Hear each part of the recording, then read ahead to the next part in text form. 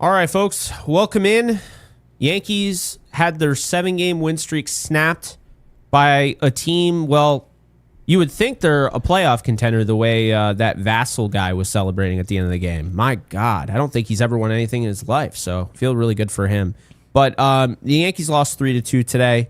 Really frustrating game. Tim Hill really only on this roster to give up soft contact on the ground. Gave up an absolute laser beam. So that sucks. But aside from that, I mean, it wasn't a great day today at the office. Luis Heel had his moments. I thought he did a nice job of battling back. He almost gave them some length as well.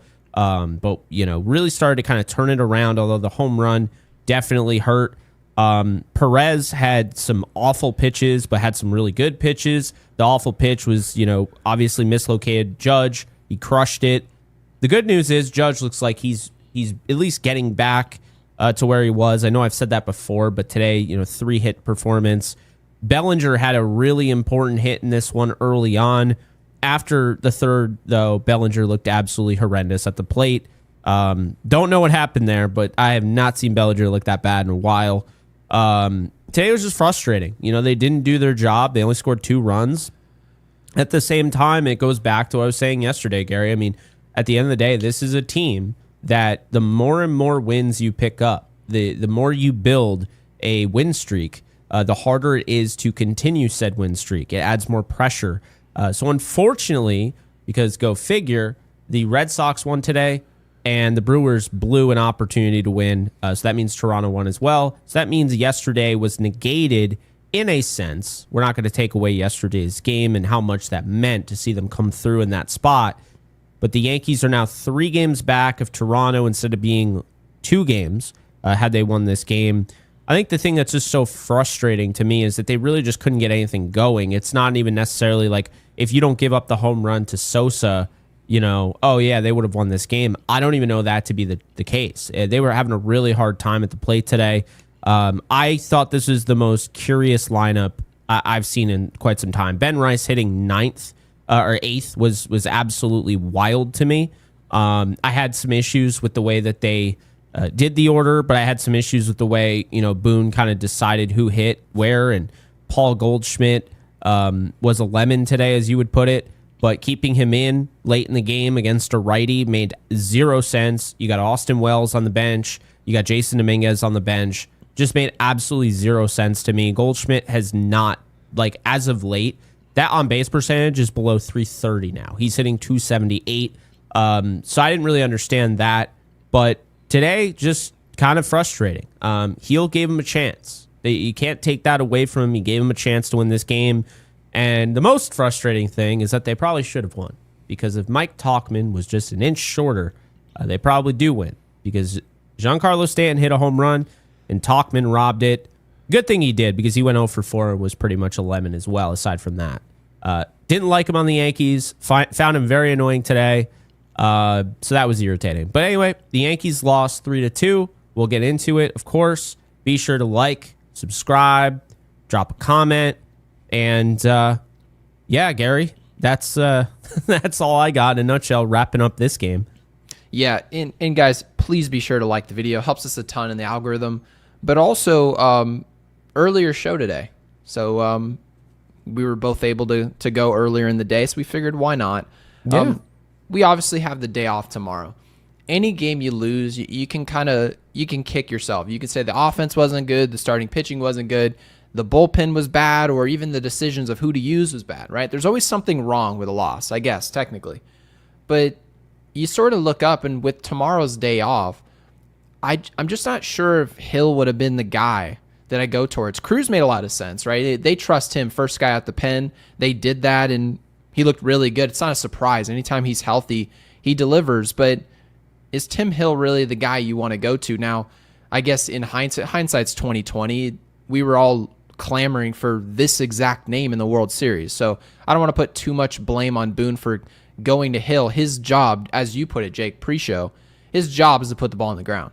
And when the ball's going into the seats, you failed at your job. And you deserve to lose if that's going to happen. But you said it best. This offense, it wasn't good yesterday. I know we won the game. It was good at the end. And it was the execution was good in the end. But in today's game, you had Aaron Judge almost not really cementing himself, but he's pushing himself even further towards the MVP, which is good for him. But the offense today was not good. That's not a well pitched game. You've got to go out there. Luis Gil, he was good enough today to win a game. He didn't give us a ton of length. You shouldn't have needed it. With tomorrow's day off, you got to score. You just have to. And I understand it. I agree with you, Jake. Momentum's not all lost here. I know it was technically the worst day possible. Jays win. Red Sox find a way to win. And we, in a way, undid all the progress we made yesterday, but it should tell you how important yesterday's win really was now.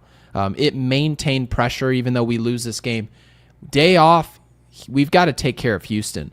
If we do what we're supposed to do, Max Fried starting the first game of that series, if we win game 1, I think the narrative around the Yankees is going to be they're no longer just beating bad teams. They actually have real momentum. They're right on our heels if you're Toronto. So, yeah, frustrating day. The one thing I wanted to bring up, I wanted to discuss it. What was with the choice of Paul Goldschmidt taking it at bat against a right-handed arm late in the game? So I'm not insane for thinking that.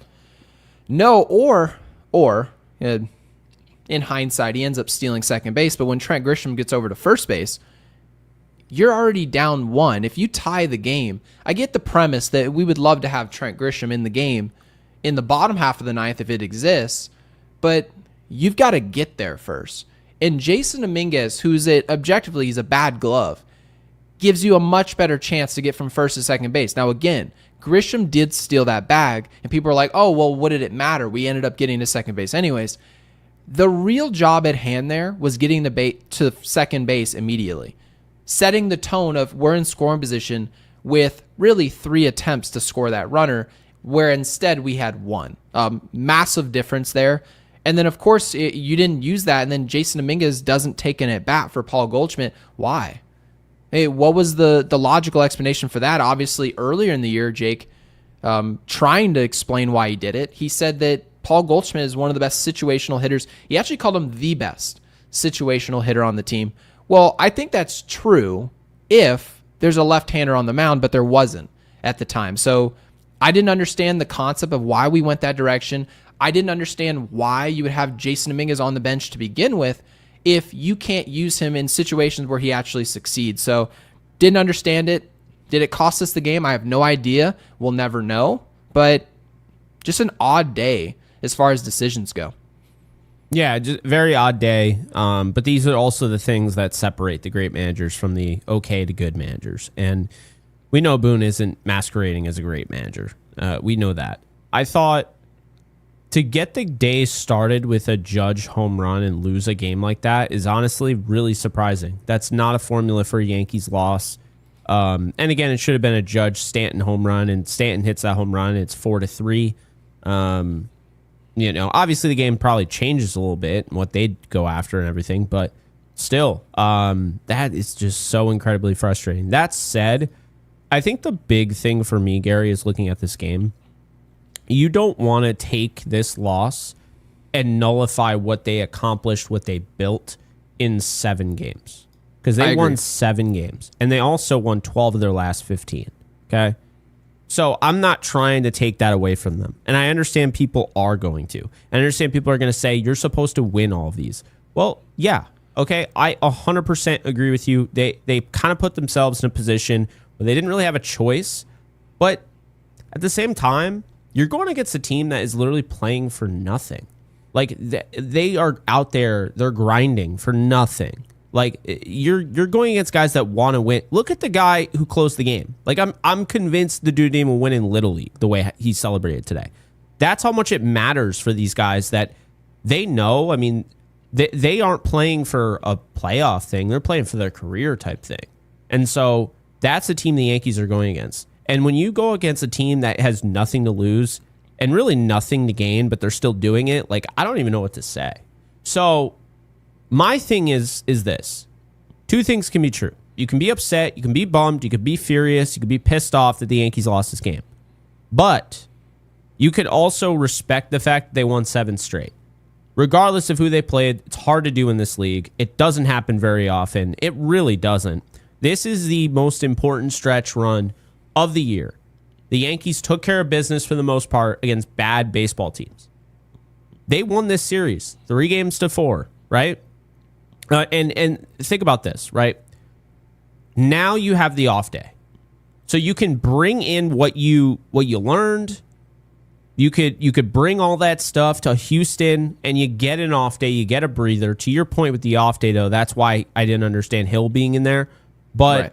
with the off day, I think that more than ever allows you to kind of recoup and look back on the things you did well and make sure you continue to do them well. Yeah, don't have a problem at all. So Omar, I think we both agree. You can't just freak out every time you lose. You can't beat your chest every time you win. But as far as what they were playing for and what maybe the next team's playing for, at some point or another, you just have to be the most motivated. So you can't really have motivation or what people are, why they're doing this. Like, it can't be the reason that you lost. The Yankees lost today because they just didn't hit. They didn't hit. And that happens. I don't care who you're watching. There are days you turn on baseball and you're like, are these guys, what was the approach today? Or why did he go up to the plate, right? We saw that with McMahon just the other day, just yesterday, actually. We saw that. And sometimes it kills you, but you know what? If it did kill us yesterday, what would we have been talking about for about 45 minutes? A Ryan McMahon at bat. Why he took that at bat, right? But winning cures that. That's why I said earlier this year, Jake, if you want to stop with all the criticism, all you got to do is win for the most part, right? Go win your division, go out, win the division series, championship series, go win a World Series, not every year, but at some point. And a lot of those voices tend to go away. So didn't have a huge problem with losing today's game. I would have much rather have won it, obviously. I think we're all in agreement there. But you just don't win every game. That's just not how this sport goes. This isn't the NBA. But Omar Ortiz with a 5 says, with all our starting arms, this is a good question. When they're healthy next year, do we think of trading Warren or Schmidt? So pretty much the exact same mentality we had starting this season. A lot of people looked at our arms and said, we've got Rodon, we've got Fried, we've got Warren, we've got Schmidt, we've got Cole. Remember, we had Garrett Cole, right? Going into spring training, we're thinking, look at this rotation. When Luis Heel comes back, Cam Schlittler wasn't a part of the equation. We'll eliminate him for now. But you looked at that and said, we've got 1, 2, 3, 4, 5, 6 arms. And don't forget, Jake, who we also had. In Mr. Nestor Cortez, we had a surplus. Do we move guys to the bullpen? Do we trade one of those arms? Now, we eventually trade Nestor to Milwaukee, and obviously the rest is history. You get Devin Williams. But this is an interesting question because Will Warren, in my opinion, is just a solid pitcher. I don't think there's any potential there for a Michael King type situation where we develop somebody into being this product at the top end of a rotation. I just think you don't have to be a top end guy to be good. But Schmidt, on the other hand, the interesting part about this, and we covered him earlier this year, the volatility physically of Clark Schmidt, we've been worried about for a while. I would assume you're edging out, for Will Warren here if you had the choice. But go ahead, Jake. Yeah, here's the deal, right? Will Warren is younger and he's healthier. I think you trade Schmidt. I think. How many years does Schmidt have on a contract? Because that's what I'm curious about. I'll tell you. So I'm unsure on the deal because that also, Schmidt is further down his career. So he's also not just those things, not just younger and older and less healthy. He also is due to be paid at least sooner. So yeah, he's got 2 years of control. In 2026, 2027 will be a free agent in 2028. I mean, there's still, with control, there's still value there. Like a team would trade for Schmidt. Oh, definitely. So I don't know if that's one of those things where you include him into a big deal. I don't know if it's one of those things where you just try and get rid of him. Like, you know what I mean? But I think the Yankees are probably one of the more dangerous teams this offseason if they want to make splash after splash. They have probably as much of a war chest as they've ever had when it comes to their farm system and MLB players like a Jason Dominguez, like a Will Warren, Clark Schmidt, that are good enough to really help out a ball club, but there's almost like a surplus. There's almost like guys in the way where they're surprisingly available. Yeah, outfield surpluses. I would say safe to say, if the Yankees re-sign Cody Bellinger, which we all agree, every one of us, their main priority should be that. The majority think that.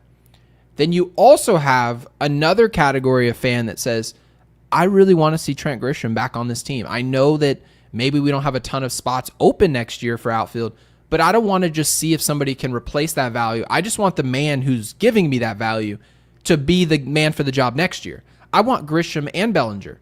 Okay. Well, you only have one more spot in the outfield. Well, isn't Aaron Judge playing the outfield? Okay, you move Bellinger to first base. Rice is catching.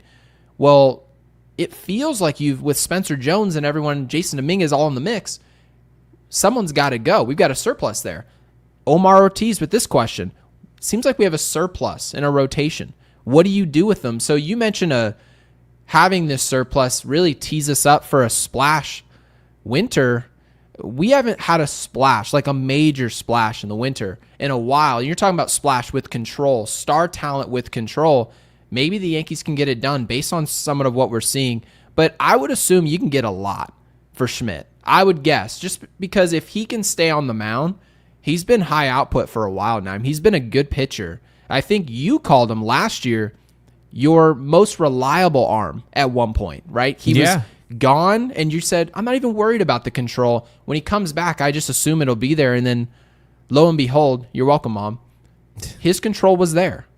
It was there. He was ready to pitch, and he gave us high output when we clearly needed it. So, yeah, I would probably roll with Warren. More control, the younger arm, stays on the mound. There's really nothing he's failed at this year. He's predictably failed in times where you say, okay, he's strucken out 10 guys. It feels like 3 starts in a row, and then he has a blow-up start.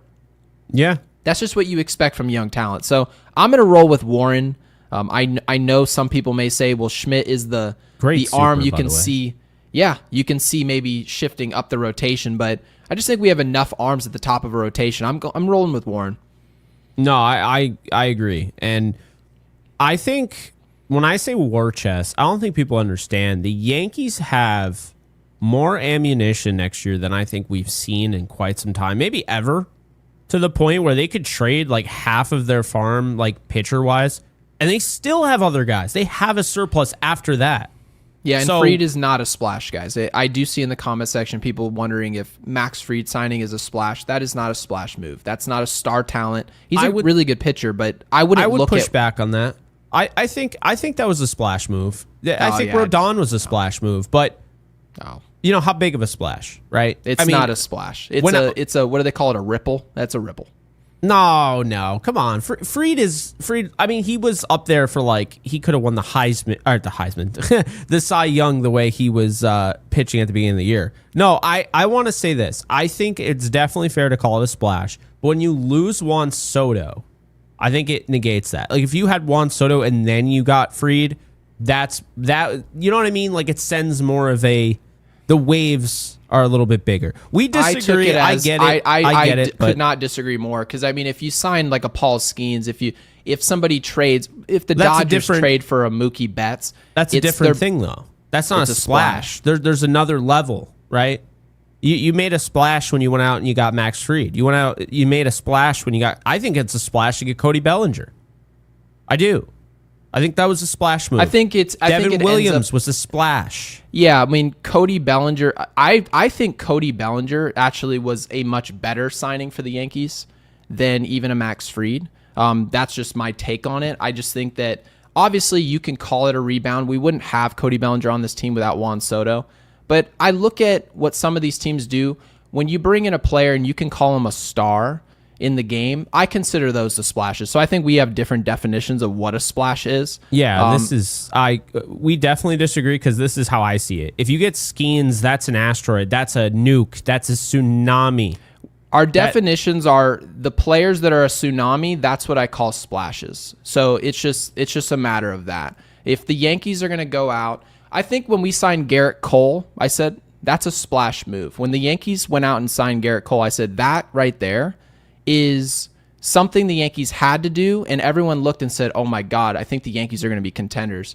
to win the World Series. So when I say splash, if they went out into the offseason and signed a really good pitcher that, I don't know, every once in a while had an opportunity to win Cy Young, I wouldn't look at it and say splash move. But Clark Schmidt, 2 Tommy Johns, and a shoulder problem history. Good luck selling that. Don't sleep on. I'll tell you right now, there's plenty of teams around the league that do not care. They don't care. No, they'll they go out don't. and get Giolito, even when he doesn't have a lot of stuff going for him. They'll go out and they'll get Chris Sale, even though he feels like he's been in the league for 60 years. The Red Sox just traded for Dustin May. Dustin May is already has 2 Tommy Johns. Dustin May is like 26 years old. I bullied the Orioles because they traded away Kyle Stowers for freaking Trevor Rogers. Teams make bad trades all the time. I think Clark Schmidt's better than most of the pitchers that get traded. He's better. He's just not reliable. And so when you're unreliable, look across baseball. Look at our starting rotation already as look at it in its own right. Garrett Cole's out. He's not unreliable. We know this. He's out for the year. Tommy John. Yeah. Clark Schmidt, gone for the year. Luis Heel. Last year, we couldn't even hit him on the mound. We just got him back. And we don't even know if he'll be here 6 months from now, right? So look around the league. Players drop like flies, especially on the mound. So I would agree with you, Jake. I just think that Schmidt's injury history is something for us to worry about in our own organization. But when you go out into the trade market and teams are like, we need a starter, bad, and we don't have a 3, we don't have a 2, who can we plug and play? Clark Schmidt can do that for a lot of teams, and those teams will take some of the volatility of what we've had to deal with. So I do think this winter the Yankees have options. Do I love the type of people who are giving these options to in Brian Cashman? Probably not, but I guess we'll see what they do with it yet again. Yeah, and by the way, I see, shout out to Marion, who's in here, always. Marlins fan checking in, Ghost Hours. Checking in. You're always here. We appreciate you. No, I'm going to say this. I'm glad you brought this up. I was actually thinking about it. Sandy Alcantara, whether you like him or you hate him, or Edward Cabrera, or Joe Ryan, these are pitchers that the Yankees checked up on. Like, there was actual interest. They really tried to get Alcantara and Edward Cabrera from what it sounded like. So this offseason, this winter, don't be surprised if they make another move. And I understand people would say why, right? Because when you have Cole, you have Fried, you got Rodon, you got Schlittler, you have 4 guys right there. Is Warren that 5th? I think if they go out and get another pitcher, their point is that we don't want a question mark at all. We don't want is Warren? It should be a foregone conclusion. This is how deep they would want their starting rotation to be. You just know who the 5 is. You don't have, it's a surplus. No. Because Cam Schlittler, nobody here at this point in time is saying, is he in the rotation? Yes, he's in the rotation. Is Garrett Cole in the rotation? Absolutely. Is, Max Fried? Yes, right? Like, of course, all those guys all the guys you're paying money are going to be in your rotation. But the players that are our young talent who are on rookie deals, or some of them may be approaching arbitration, those players that also have volatility, and you look at your roster and say, we have somewhat of a surplus, the players that are going to be dealt are the players that are cheap. Those are the teams. If you want to take a risk on somebody injury-wise and you still want to receive value in return, well, you're not going to have somebody take $20 million off your books and put it on theirs. That's just not how this works. So there's a lot to be done this winter. There's just a lot. So I'm excited about it. I'm curious, though, Jake, what you think about this Houston series, because I was taking a look at that first game, that opening day with Houston. They haven't announced who they're starting in that game. I absolutely hate when we do this. I still think it should be illegal. I do. I don't think it should be possible that you're within 48 hours of a game and the other team doesn't know who you're starting. Now, if there's like a last-second injury where there's just nothing you can do, makes total sense. But why does Houston get the benefit of the doubt of knowing who's starting Tuesday's game, but we don't? I can't understand that. Yeah, well, on my MLB app, it's showing me TBD is what it says. Oh, no, it's Framber Valdez on ESPN. Oh, well, I appreciate it, MLB. Yeah, no, I've been telling you, ESPN isn't good at a lot of things, but they always have the best sports app by far. By far. Like, and I'm not a Sports Center fan. It's nowhere near where it used to be, and I don't love some of the direction ESPN has gone in. Their website has always been the best website. It's not even remotely close. I'll consider it. Yeah, I'm telling you, they have a really good game cast as well. That's one thing I'll always say. ESPN, they nailed their website. It's been the website that I've used for 15 years. I do have Maybe one more. question for you that it is a concern. So It it's is. Valdez versus Fried, which, by the way, I'm going to go with Fried in that one. This is a concern. I'll tell you my concern. When I look at, so mind you, just about 45 seconds ago, I had no idea who was starting Tuesday's game for Houston. You mentioned that it's Valdez according to ESPN. Yes. If that's true, just about 15 minutes ago, you said the one thing that you just didn't like about today's lineup, you just couldn't understand why you look up and you see Ben Rice. Obviously, Ben Rice hit after Anthony Volpe today. Now, I think most Because of us he's a know lefty. why he slid down. I mean, it's common sense. He slid down because he's facing Perez today. Okay, great. But Ben Rice wasn't good today. So do you think that Aaron Boone is going to overreact and take him out of the lineup against Valdez on Tuesday? I think it's an interesting concept. I don't want it. Like I've told you before, I want to see Ben Rice playing every day. Do you think they put him at the bottom of the lineup again? Or do you think we see, I don't know, Austin Wells behind the plate and Paul Goldschmidt at first base on Tuesday? That's a great question. I'm going to probably say they do very similar to what they did today because they only care about lefty, righty, lefty, righty, lefty, righty, or righty, lefty, righty, or lefty, whatever. I think we'll probably see Rice bat. Or, I mean, today, well, I don't know. Paul Goldschmidt's cramping my style lately. I'm not going to lie. That on-base percentage is ridiculous. You don't slug as it is, and now your on-base percentage is going to be that low? I don't know. I'm getting kind of tired of Paul Goldschmidt. Well, Paul, in hindsight here, Paul Goldschmidt got the start at leadoff. I actually agreed. I will. I'm not going to just sit here in hindsight and be hindsight Hank. No, I Paul get that. Goldschmidt's been great against lefties. He has. 100%. Now, he started today's game against Perez. In theory, it's baseball. Guys, just because they have good numbers against somebody doesn't mean they're going 2 for 3. But he went 0 for 5. So I would just hesitate if we go into Tuesday's game, how all of a sudden they're going to be reactionary on Ben Rice. They're like, well, we tried to start him, right? We tried to start him on Sunday against Perez. It didn't work. And then we're going to react by taking him off the field Tuesday against Valdez. But then Paul Goldschmidt gets the start on Tuesday. That wouldn't make sense to me. I think that would be hypocritical. I would hope that's the type of they shit agree they've with done, you. though. It is the type of thing. It's exactly what they've done. So if it were me, I probably would just have Ben Rice behind the plate, and I have Paul Goldschmidt at first base. Paul Goldschmidt, I'm not going to react and take him off the field because he didn't play well against a lefty. I just make the assumption that he'll travel back to the means. Ben Rice, I just have to put trust into him given what he's done. So I just don't want them to react in a negative way to what happened today offensively and compound the problem by trying to address it in the lineup. I'm going to say Wells has 4 home runs in the last 8 games. I'm going to say Rice sits tomorrow. Or, excuse me, Tuesday. I think Rice sits. Wells starts a catcher. Goldschmidt at first. Obviously, dude's Ted Williams against lefties, just not today. I don't think we see Rice. And I think... Yep, that was my prediction. Yep. Stanton, yeah, we'll see Stanton. We'll see Judge. I think Stanton plays right. I think Judge DHs. I don't know if they sit Grisham again. That would feel weird to me. Well, Monday's day off should help us because it helps everyone. No, Jason's going to play. He didn't. But Giancarlo should play right field after a day off. That would be the biggest problem that would compound everything. Yeah. Is if you don't use Monday's day off to feel like Giancarlo can play right, well, now Aaron Judge has to occupy DH. Stanton can't do it, and there's no way in the world Stanton doesn't start against a lefty. I think that would just be asinine. So hopefully playing right field today doesn't impact what's going on. Yeah.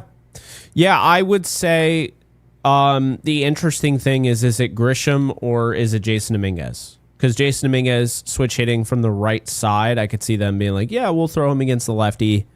How do you use Caballero? How do you use Rosario? People are forgetting Rosario was on the team at one point. The good news about a lefty is no Ryan McMahon, hopefully. I think I use Caballero in that situation. I actually give him a start out in the outfield because I would agree with that. Because you've mentioned Grisham lefty on lefty. You've brought up those numbers before. We know what he does against righties. He's great. Cody Bellinger reverse splits. He's going to rebound. He should be starting Tuesday. Aaron Judge is obviously going to start. So, yeah, I probably just roll with somebody. I don't play Jason Dominguez. I don't think he's one of our better options. I just don't. That's not me telling you he sucks. And if I thought he sucked, I'd just say he sucks. But he's not one of our best three options in the outfield. Periodically, if like one guy's banged up, one guy has to DH for a day, then you can easily justify. Like today, I tried to justify Jason Dominguez taking an at-bat in the clutch. Didn't I just 20 minutes ago? I said, you and I why were did he both take upset that about at-bat? that. We wanted him to take on the at-bat, and the reason for that is because we think Jason Dominguez situationally could be really good for this team. However, situationally doesn't always call for a start. So I wouldn't start Jason Dominguez. I think that would be a mistake. Obviously, in hindsight, something different can happen. But, yeah, I don't roll with that. I think I'd probably say I throw one of our utility guys out into the outfield and just call it a day. Caballero. Yeah. I mean, I guess it depends. Is left field or third base more important to you in Houston? Left field or third base? Because Caballero is a better infielder than he is an outfielder. He's a better third baseman than he is a left fielder. Zero chance they take Ryan McMahon off the field in this series. Zero. They're going to say that I do. And because the reason I say that, and I'd rather play Rosario. I hope you understand that I'm not on their side on this. The reason they're saying that, I think what the Yankees' perception is going into this series, going into that series at Fenway, right? The Blue Jays series, is going to be, we're going to find ourselves in a one-run game. It's going to be in a one-run game, and the difference could be the gloves. Then Caballero at third base. Right, and their perception is we're going to have Ryan McMahon over there as our defensive anchor. He won't hit a lick. And I think you end up seeing Ryan McMahon at third base. And Caballero may play, right? Rosario, I kind of doubt it. But Caballero could have a role in this series, especially against a lefty. I just don't see him taking the role in the infield. Again, I don't agree with it, perhaps. But do I see them deploying what you're talking about? I don't. Ryan McMahon has a 190 batting average against lefties. Yep. And he has a 267 on base percentage. That's worse than Austin Wells when he couldn't feel his hand at all. Yeah, absolutely. And so they're going to look at it and say, offense be damned. We're going to put someone out there we know that can field. I mean, it was similar to today. When people say, well, why didn't Jason Dominguez pinch run for Trent Grisham? Why didn't that happen? It was common sense. Way faster, way more ability on the bases. Do you know why? Is because they were worried if we went into the bottom half of the ninth that Jason Dominguez was going to have to field his position. It's the only reason. That's the reason you didn't see Dominguez pinch run.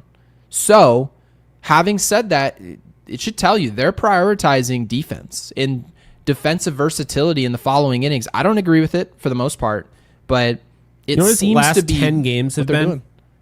Who's that? Ryan McMahon. Ryan McMahon. So as far as batting average goes, I'd probably say he's probably hitting 156, 150, 165. No, 158. So you were almost right there. Oh my God. Okay. His on base percentage. Do you want to take a guess? Well, if he's hitting 158, his on base has got to be probably, I feel like he's drawn a couple walks. I'm going to say it's like 240. 238. You're good at this. Okay. Slugging. So a bad slugging is 400. I get that from the DJ LeMahieu days. I'm going to say it's like 425. 289. Oh, it's even worse. Wow. 528 OPS in the last 10 games. This dude should be nowhere near a baseball diamond. He's awful. He's awful. He gets one hit. People forget it's the major leagues and guys are actually like the best hitters in the world. And occasionally, even the worst hitter in baseball can get a huge hit. Ryan McMahon is an awful baseball player as a hitter. And then they try to justify it because he's a good dude. His defense is on par with Peraza. Maybe it's a little bit better. I hate this move to this day. I hate this move. And ink is dry, Jake, unfortunately. This guy's batting average balls in play is below 300 over his last 155 games played. Like, he's just not good. He's not. And the idea that he's not good when he should be good, because again, he's 6'2", he's 216, right? He looks the part. The idea that he's not good when he's a left-hander against a right-handed pitcher, like, this is the best Ryan McMahon that you can get based on the numbers this year, right? If we're doing the whole he's good against righties thing, is this good, Gary? 224, a 330 on base, a 423 slugging, a 753 OPS. That is at maximum how good he can be, okay? And guess what? You might not have known this. So in April, March, his average was 147, a 273 on base, a 235 slugging, a 508 OPS. Since then, right, you had May, he was great. 283 batting average, 389 OPS, 500 slugging, 889 OPS total. 389 on base percentage, 889 OPS in the month of May. Then June, he hits 237, a 311 on base, a 462 slugging, and a 773 OPS. And then in July, 253, 340, 458, and a 798. Do you know what he is right now? 167, 267 on base, 295 slugging, and a 562 OPS. He's not good. Well, And W honestly, fan did tell me that we paid a premium for the glove. And again, that was stupid because he at wasn't the even the time- best glove on the market. No, at the time, hate this Peraza, before the trade, was struggling with the glove. Overall, he was great, but there was people were paying a ton of attention to him, and Michael Kay, I thought, covered it beautifully. He said, you can't have a third baseman hitting 160. Okay. Well, what's Ryan McMahon doing as a Yankee so far? He's not hitting 160, I would presume. What's he hitting for the Yankees overall?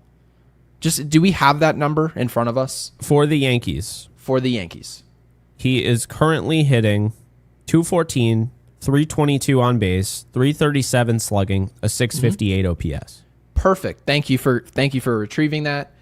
Would we accept those numbers from Peraza? Maybe we would have, right? And we'd accept 215 For how cheap he was? Yeah, we he would was take that all basically day. free 99 on the contract. However, when you make a trade and the player you're paying is making $16 million a year, this year, next year, and the year after that, and you even had to give up a prospect. Now, that prospect probably won't mean anything, but the point is you actually had to give up even a player at all to assume this deal, and he's going to show up and hit 210 for you with no slugging, and he's going to field his position. Well, whoop-de-doo. The player before that was fielding at maybe a lesser clip, was 20 times as cheap. It just didn't. It didn't work. It just hasn't worked. I understand that people will say, "Well, did you see the play he made at third base today?" Yeah, we did see it. Peraza was making really good plays as well, just not as many. So yeah, the move didn't work. The market you should have taken care of it in the winter, so we didn't have to go look at some other player to be traded for. It just is what it is. Miguel with the And by the super- way, Key What's Brian up? Hayes, 241, 320, 425, 745. It's gone down considerably. However, that's still way better than McMahon. I would have taken he's still. I'm dying on the hill. We shouldn't be in that position in the first place. We're the Yankees. Brian Hayes should never sniff third base to be a Yankee. It shouldn't happen. Miguel, Well- thank you for the 5. A struggling Goldschmidt at leadoff spot instead of Grisham. I don't get it. That's why we lost today. Grisham needs to be all the at-bats he can get. So, Miguel, I think I don't want to just be overly critical of what Boone did with that choice. I think that's the right choice. I do. I think Paul Goldschmidt has been overall an underwhelming bat since the hot start. I think we can all admit that. But if there's one thing that he dominates, it's left-handed pitching. It's hard to say that today when you go for 5. It's hard to look at Cody Bellinger today and say he's been one of the guys that you for sure want to stay on this team. Cody Bellinger took some brutal at-bats today. He just did. But having said that, you have to really judge people based on what they do more times than not in the situation you put them in. I want Trent Grisham to take more at-bats as well, but given what Goldschmidt's done against lefties, and you see Perez today, the lefty, you would assume he would have done damage today. That's just the assumption. So I didn't have a huge problem with it. Jake, did you have a problem? Grisham's been successful in Miguel's, to his point. Would you have had Grisham? Do you want someone to just hit lead off and they don't move regardless of who they're facing? Or would this have been the move you went with Goldschmidt up top? I get Goldschmidt being up top. I mean, he has been great against lefties. I just had the issue when there was a righty in. Goldschmidt is useless against righties. Absolutely useless. Agreed. So that was my issue. And also putting Ben Rice below Anthony Volpe. On what freaking planet? No, funny the way I just said that. Because that's exactly what he answered. Yeah, on what planet is Anthony Volpe ever hitting ahead of Ben Rice? I don't care if Ben Rice he has to hit righty, for whatever reason. I'd rather have Ben Rice hitting right-handed, which I don't even know if he can do, over having Anthony Volpe. That was ridiculous. And you could see it. Every Sunday they have like the Little League kids name off the players, and the kid's like, Ben Rice batting eighth? Like, he didn't even understand what was happening. I was like, like what? Did I read that By the right? way, Anthony Volpe is having, just since you brought him up, he is having the weirdest season because he's so this weird. is a huge indictment on RBIs. It just is. I don't care what anybody says. Because in all of time, I've always said if you drive in 100 runs, he's not going to drive in 100 runs. But the point is, if you drive in 100, it doesn't matter what anyone says about you. You're a big-time run producer. Like, you just get it done. You hit with runners in scoring position. I just made that assumption that if you have a bigger number in the RBI category, it just meant everything about you. But also, just earlier this week, Jake, we talked about how who's hitting first, who's hitting second, who's hitting in front of you is really impacting where you hit in the order. Significantly impacts that number. And that's obvious. You hit leadoff, you're not going to drive in as many runs. But Anthony Volpe has driven in 70 runs. And we have a full month of baseball to play. So it's just wild. Volpe at the end of the year, I can already tell you guys the coverage. And I'm not telling you guys just reject it entirely. You do what you want. Anthony Volpe is going to hit 20 home runs. He's going to hit 210. He's going to drive in 80-plus runs. He's going to steal over 20 bases. And he's going to do all that with an on-base percentage of 275 with an ops 30 points below league average. What in the world is that season? This season, just me reading those numbers alone, he's driven in 70. He's only scored 59 runs. What a year. Yeah, it's bizarre. But you know what I'll say with this, right? As much as I get on Volpe, I like Volpe so much more than I like Ryan McMahon. I do. Well, I like what we're paying him. Yeah. If Anthony Volpe was making $18 million this year, I would be curious what you thought. He'd be public enemy number one. What would you think about Volpe if he, let's just say we sign him to a 3-year, we'll give him exactly the money. So what is that? We'll throw out the calculator. A 3-year, $48 million contract. If the Yankees gave Volpe a 3-year, $48 million deal this winter, would your coverage be more favorable for Volpe or would it be for McMahon? I mean, if they were, let's just say they were making the same amount of money, right? It's the same exact dollar. Ryan McMahon would have better coverage because he's a better defender. But they're both about equal bat-wise. Well, I would say Volpe's a better hitter than Ryan McMahon. My thing is this. Right now, Anthony Volpe came through the system. He's still only 24. Like, I don't know what the Yankees were McMahon, we know who McMahon is. There is still a little shot, whether I want to agree with it or not, Gary, and I know you feel this way as well. There's still a little chance that he ends up being something that you can feel good about.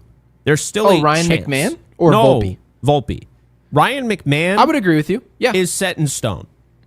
He's a mid-third baseman offensively. And our prediction is that even Volpe maybe worse won't than mid. materialize into anything really worth having for the Yankees. Like we don't think it's working.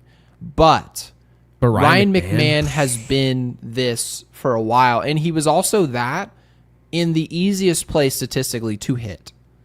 It couldn't be any easier. Left-hander at Colorado, it does not get easier. If you can't hit there, you're not hitting anywhere. I don't care if you're playing short porch baseball at Yankee Stadium. And guys, the numbers have just materialized. But I want to shift this conversation to Luis Gil. He pitched today. And the issue that he's had is control. Control. You mentioned the numbers yesterday. You said 5 walks, 4 walks, and 5 walks. Well, who the hell are you beating? Walking all those guys. You're not Doval at the back end of a bullpen. You're starting the game. You're on the mound the majority of the game. How are you going to make adjustments off of that? He only had 2 walks today, which is progress in 5 2/3. What do you think about this player? Because the more I look at Luis Gil, the more I feel like, and this isn't a bad thing. It's not. I promise you. The more I feel like he really is destined to be at the back end of an actual bullpen somewhere. I feel like Gil, given the type of craft that he's got, I can actually see him more so leaning in, because you know how he said, I'm going to dial back the fastball, try to maybe get some location going. I just think he'd be better served just be in the bullpen and throw BBs and just kind of work off of that. I know they didn't do it in the postseason the way maybe we were hoping. What do you think about Gil? Because with this surplus we have in our rotation, you got to be great to be in it, especially in 2026. What's your takeaway? Because I know you have high thoughts of Gil, but I was curious how high. Yeah, I mean, if you remember, I said that he probably wouldn't have enough time to ramp it up. And to be fair, we had no idea what the hell was going on. They weren't telling us anything. We thought, oh, yeah, he'll come up in September, and the best thing to do is probably redshirt him as a starter this year. Just use him as the closer in the postseason. Here's my thing. Is there a real benefit with that? Like where this guy's been built up as a starter. He throws 100 pitches. Is this a guy that I theoretically could throw out there 4 times a week as a closer? Why not? It'd be a major benefit. And when people talk about, I mean, Aaron Boone just 3 days ago, you remember Boone was just whining. I have no idea what he was doing. We just don't have that multi-inning guy. Oh, my God. They were missing Yarborough because Yarborough's coming back, which is great news, right? September call-ups. Yeah. However, don't tell me you don't have multi-inning guy. Well, if you don't have a multi-inning guy, if you've got some type of surplus in your rotation, maybe next year, then solve that problem with guys you have on your roster. Luis Gil can do that. And I know people are going to take that as a demotion. Who cares? So what? If you take it as a demotion, it doesn't matter. What matters is the value to your team. I don't think it's a demotion. If like a closer to me is kind of, that's like your 6th starter. That they're like, well, he wouldn't be our closer. He would not be our closer. Well, I'm saying like, what if he was? And then there's no way he would be better than David Bednar. But think about it. What if there was, you decide to make him the closer, and then again, because he's been built up to 90 plus pitches, whatever, now this guy can go, and you don't have to have, the whole bullpen budget. Yeah, the bullpen budget be damned, because I can trust him now because he's pitched. He goes every 5 days, he throws 90 plus pitches. Well, what if I spread that out over the course of a week and he pitches 4 times? Maybe it works, maybe it doesn't. He's my Michael King. Is he as good as Michael King? Probably not. But well, that's where he'll be in the postseason. I'll say that right now. I don't think he's shown them enough where this is going to be really fascinating, Gary. This is going to show us who the Yankees really are. Are they actually thinking with their brains, or are they going to use some stupid AI program to ruin everything with analytics? It's so clear and obvious, right? With the postseason, because they'll be in the postseason. Anyone that's worried about purchasing, postseason tickets or whatever, they'll be there. They will. Yep. The AL's not that good. I would say, even after today, I would say right now, my gut is telling me they'll be back in the World Series. I do feel good about that. However, this is what I'll say. There's only 3 starters. 3. They're not going to go with a 4-man rotation. They're not going to do it. Honestly, Gary, even if they did that, Will Warren is starting over Gil, I think. Gil doesn't feel like a guy right now that they trust to be a top end of a top half of the rotation. So let's just say tomorrow's opening day of the World Series. Game 1, Game 2, Game 3. Who's being announced? Max Fried is the ace. Rodon pitches Game 2. Cam Schlittler gets the ball for Game 3. Yep. I Easy choice for me. I don't believe the Yankees are that dumb where they're going to look at Cam Schlittler and his body of work and say, yeah, but Heel's already shown that he can do this, and Cam, he's only started 6 games. It could just be, no. I think that they're smart enough to know this guy is just different. You're looking at like when you call up somebody and they like immediately, like for instance, the Red Sox, it took them a little time.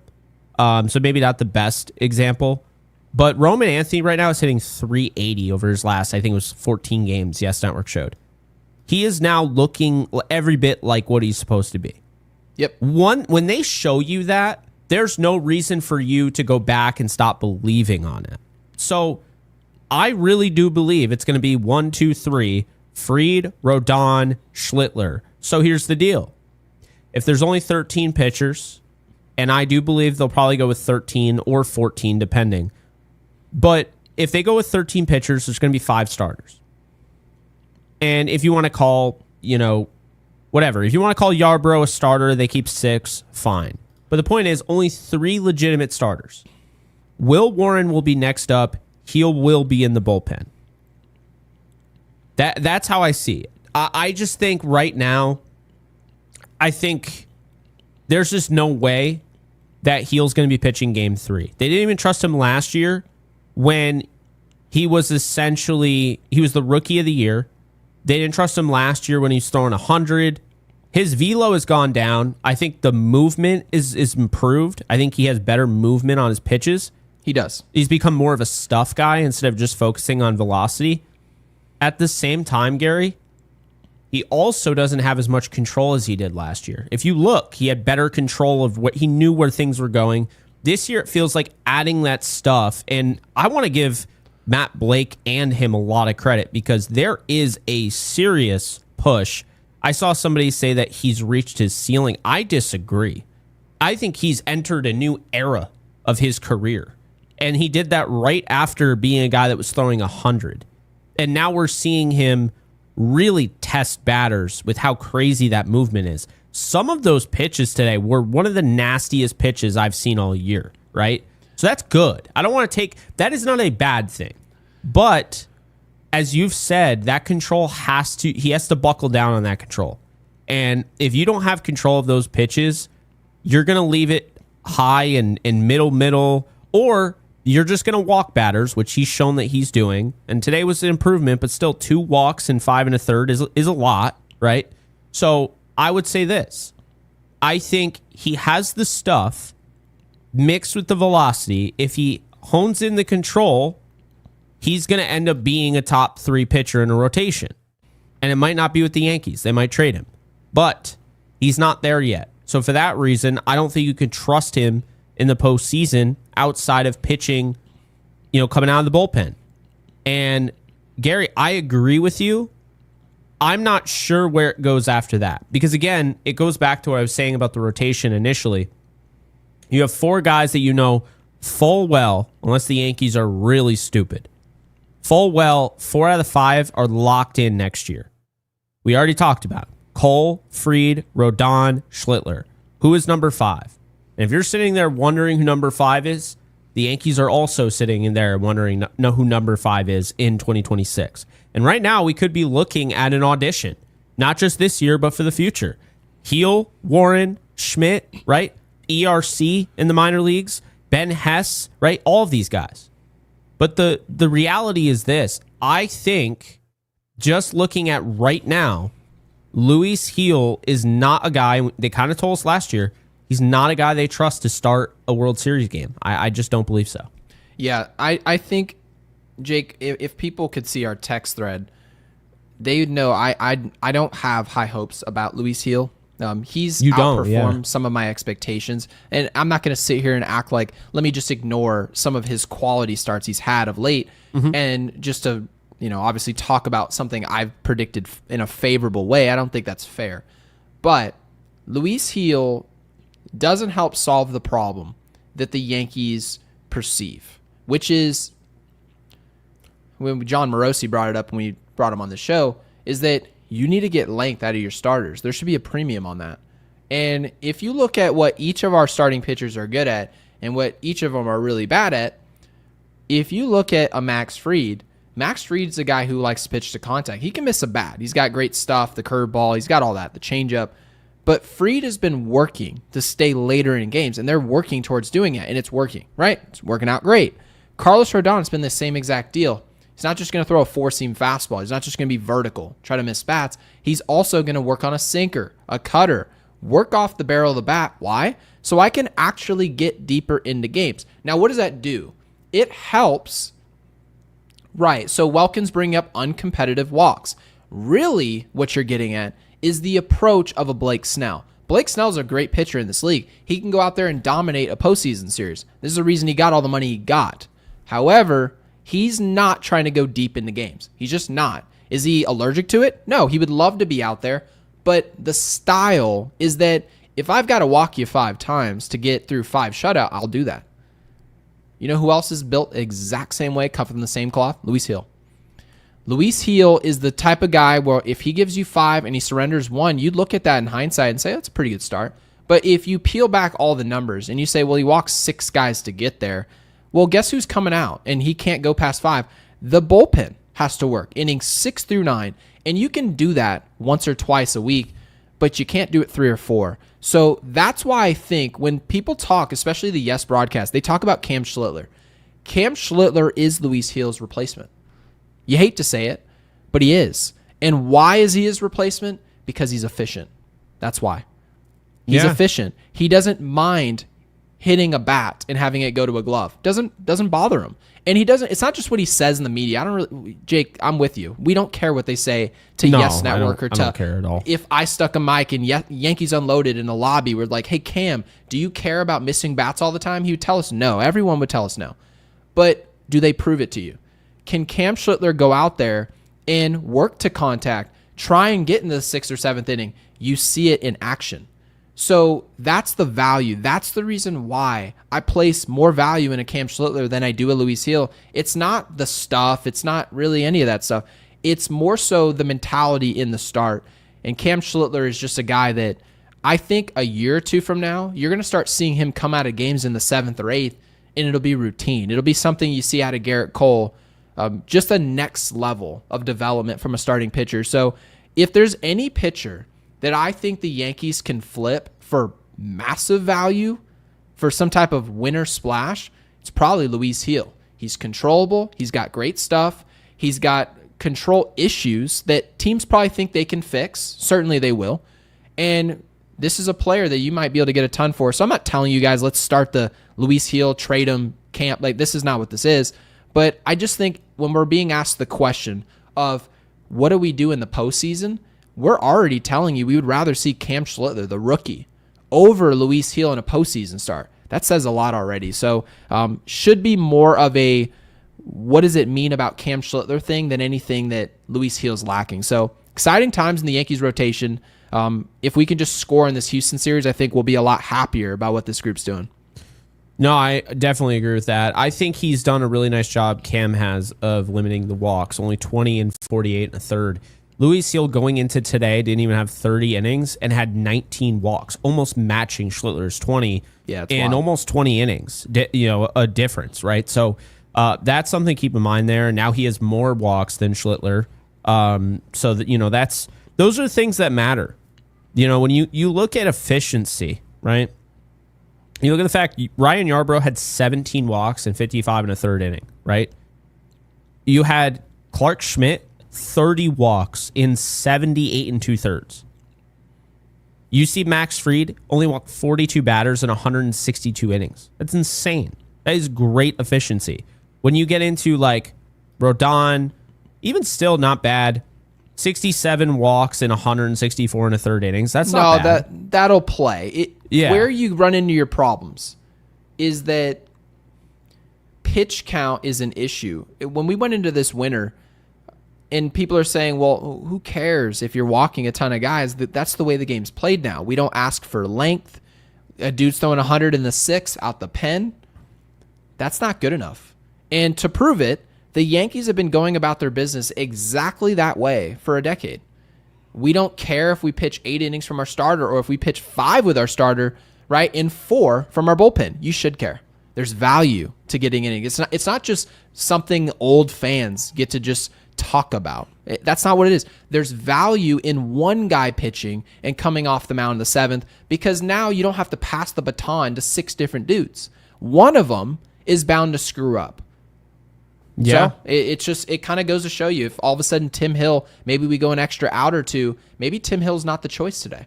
Maybe you get a different result. So we're not just going to sit here in hindsight, but there's a ton of value in pitchers that have the maturity to pitch to contact. It's not just a matter Weaver, of stuff. by the way, has he's incredibly efficient this year. I feel for him that he went through like that kind of rough patch after the injury. Is he really? Oh, yeah. Okay. Luke Weaver has 16 walks in 55 and a third innings pitched. Now, here's the kicker here, right? Mm-hmm. He's got 61 strikeouts. So when you go for the strikeout, you go for the missed bat, and you're still not walking tons of guys. Like, it's almost like Yarbrough only having however many walks I think I said 17 in 55 and a third, which is the same as Luke Weaver. So it's only one more than Luke Weaver, and he's a starter. That makes sense because he pitches to contact, right? Like it's more of like kind of a craft pitcher, if you will. Yes. And he only has 49 Ks. So when you see Luke Weaver with 61, that's impressive. That's why Luke Weaver, by the way, leads the team, I believe, with a .87 whip. So I think when you look at he was my choice today to pitch instead of Hill. Well, when you look at Luke Weaver, he's had some bad moments to kind of bring yourself down and like, oh, is he back to, like, even I started saying that, right? I think the injury bothered him more than people give him credit for. But there's a legitimate argument that Luke Weaver has been the most valuable bullpen piece the last 2 years combined. I think it's between him and Bednar at this point. Think about what those two pitchers have done. I mean, really think, not just pitching and high leverage. I think that's just like a surface level way of looking at it, I guess you should say, but look at the multi-inning clutch factor that both players brought us. Clay Holmes was dismal in 2024, horrible.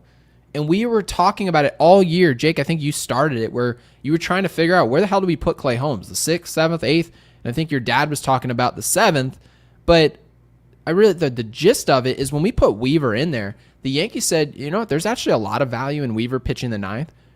But there's almost even more value having him be able to just pitch in the 8th and 9th.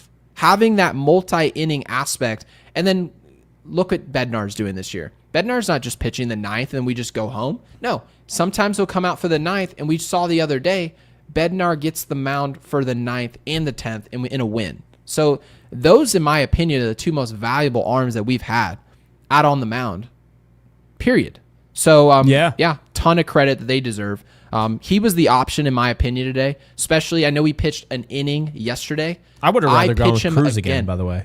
I would have pitched him again over, because the way he looked, he didn't look like he was ready to come out. Why do we just Cruz, assume I believe, guys pitched can't multi-inning, if I'm not mistaken. Cruz pitched, I think, an inning and 2/3 yesterday. Weaver, on the other hand, only pitched an inning. So considering Weaver pitched 1 inning yesterday, he should have pitched multi-inning today, and Cruz you have was Monday's sensational, day off. by the way. He was great. And oh my God, there's the liveliness. Like you can tell that's a Matt Blake product that has been crafted. I mean, we're going into September, guys. It's official, and obviously, I understand we're gonna have to see how he does in October. But this guy had a 5 ERA for like the majority of his 2.65 ERA and a .96 WHIP. That was with Cincinnati, right? Yeah. Cruz is awesome. He's awesome. He has 14 walks in 37. Well, no, not even 37. Now it's 38 in... No, it's 39 innings. 39 innings, only 14 walks, and 63 strikeouts. Yeah. That's impressive because Cruz doesn't pitch... he's not pitching to contact. We already know that. And he's wild as hell. He's wild, but he's also pitching backwards. Like, if you watch how he pitches, it's not like Garrett Cole, where Garrett Cole is like, I can get myself in trouble by falling behind 1-0, 2-0. Cruz will go 1-0, 2-0, throw a 2-0 fastball in the corner, go 2-1 splitter, 2-2 splitter, and strike a dude out. I'm like, gee, this guy has no fear at all to walk anybody. No. And when you look at the numbers, you'd think the result, if you just had to watch the way he pitches, his style, you'd think we'd see Luis Gil type walk numbers, but somehow we don't. And Apex with the super with the 2 says the Yanks ironically own the AL Central. Hope for a Detroit series. Jake, I know you have high hopes for that Detroit series. You like it. They're heavily right-handed in their rotation, which helps us a lot. They're not playing great baseball. First half, dynamite. They look like Milwaukee. Even better. They had a lot of guys at the All-Star game. It was all looking perfect for them. But that said, Detroit is not playing great ball. They're 5-5 their last 10 games. They've just kind of been treading water of late. 80-58, still a really good record. Division over there is not good at all. No. But having said that, I didn't feel very good about it. I think, Jake, the last time we talked about that Detroit series was during their hot streak. So obviously we all feel really different about them now. But I'm sure part of your prediction that you weren't worried about Detroit was considering that this fall off very well may happen. Yeah, I believe that it was going to happen. In that last game in Detroit, I believe that's going to be Schlittler versus Skubal, if I'm not mistaken. I thought we were missing him. Wasn't that the report a couple weeks ago? I don't know. Maybe, but it hasn't been filled in yet, but I'm just trying to do it like myself because I see Morton, Mize. Dude, Morton, are you kidding me? They better bash this guy over the head. Are you serious? 41 years old? There's no way. Okay? No way. Charlie Morton just gave up 5 runs against the A's. He gave up 6 runs not that long ago to the Angels. No. So I feel really good about that game.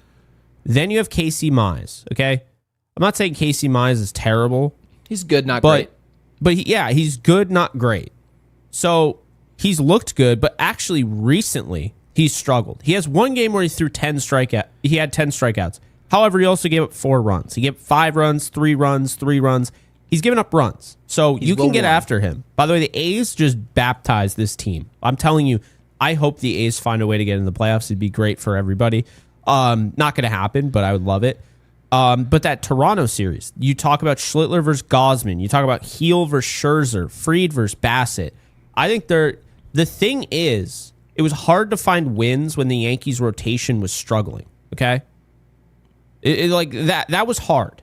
But now I look at it on paper, Heel is the only one I'm like, Will Warren will be facing Morton at Yankee Stadium. That should be a guaranteed win. They better win that game, right? That Gausman game that you just teed up, that's going to be an interesting game. Yeah. You said it was Schlittler, Gausman, correct? Yep, and that's at Yankee Stadium too. That game right there, if you guys want to go to a game, I would go to that game. Kevin Gausman is just a huge wild card. He is very inconsistent. His stuff, I'm going to miss it by a day. I'm going to the one after. No. Yup. It wasn't me. I was asked to go, so I'm going to the 6th. Completely Heel fair. versus Scherzer. That start with Schlittler, and Gausman, because Gausman may show up and throw 98. He can also show up, and there was a start that he had earlier this year against us where he was 92, 93, and folks were saying he might be done. And then I watched the next start because I was curious. People were asking me, is Toronto for real? What is it? So I said, let me go watch another start. I want to just know the full context here. He was throwing 99. And then he was hot for a while. Very interesting game that is. He's a tough nut to crack because when you look at Kevin Gausman, he's had some good games against the Yankees. He's had some poor games against the Yankees. I think the biggest issue with him when he faces the Yankees, he's faced them twice this year, right? The first time, he got obliterated, okay? And this was at Yankee Stadium. 2 2/3, 3 hits, 6 earned runs. He got obliterated. Big issue for him with the Yankees has been the Yankees have, and he's actually faced him 3 times, okay? So he faced him once, and he faced him once in Toronto, I believe. Okay, no. He's faced him twice in Toronto, and he's faced him once in New York, okay? The first time he faced him in New York was back on April 27th. what I just said. The 2 2/3 got obliterated. They lost 11-2 in that game. The Yankees were on a tear that month. Then he doesn't see them until July 1st. July 1st, they win the game 12-5. He gives up 2 runs. He walks 4. He strikes out 3. They find a way to just take over offensively. Then they beat the Yankees July 21st, and he had 8 strikeouts. This is one where he really buckled down. He still had 2 walks, but he went 7 innings. So what do we make of Gausman, right? Well, believe it or not, this is a guy who has walked the Yankees 11 times in 3 games. So there is a scouting report there. They know, okay, hey, he's not going to always find the zone. You got to be patient with him. And the fact that the Yankees have done that in all 3 games, of course, the one where he only gave up 1 run in 7 innings, which was his best outing. I'm going to say Which game of the series is he starting? Is it game 2? Because it's a 3-game set. It's the first game of the series. Yeah. So that actually is important, and this is why. Yeah.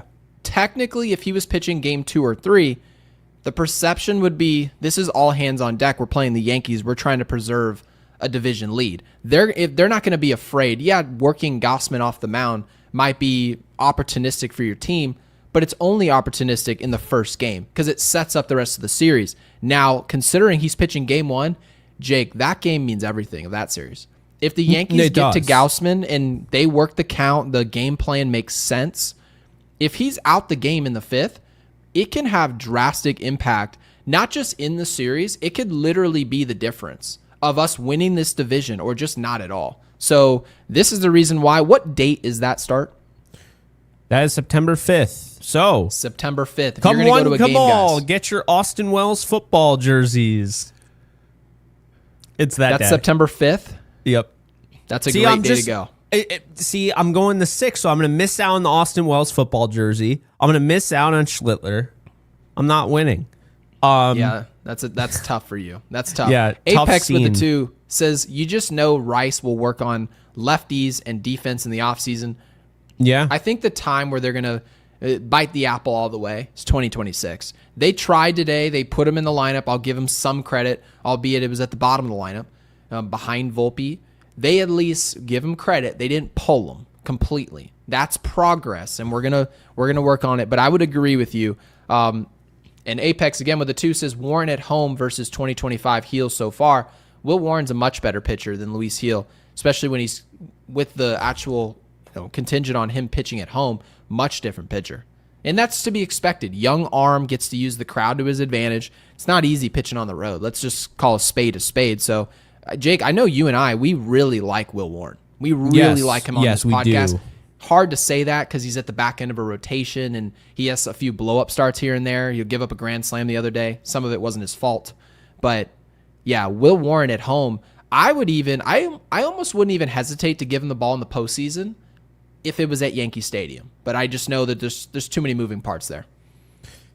Yeah, no, I think Warren at home versus 2025 Heel. I mean, Warren at home has been sensational. So I love that Will Warren is going to get that opportunity against Morton. I think that's a very winnable game on a Tuesday night. I think looking at that Toronto series, they're going to start it off. Schlittler's going to get them great run support at home. Gausman is going to walk batters.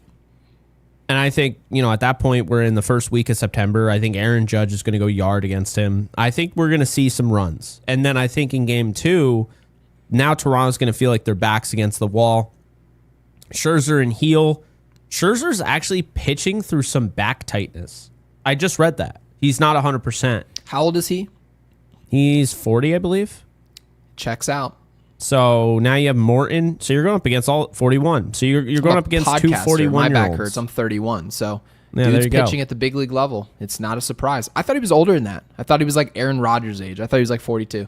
No, and then Chris Bassett's 36. Man, this is just a broken down old bunch. No wonder why they're falling off. These guys can't pitch a full season. You kidding me? Their rotation is literally the Expendables. It's so funny. And then they traded. It's an interesting rotation. They also traded for Shane Bieber, who we were just talking about the concept of Luis Heel and would anybody want him off Tommy John, not Tommy John, but just off of injury, massive injury.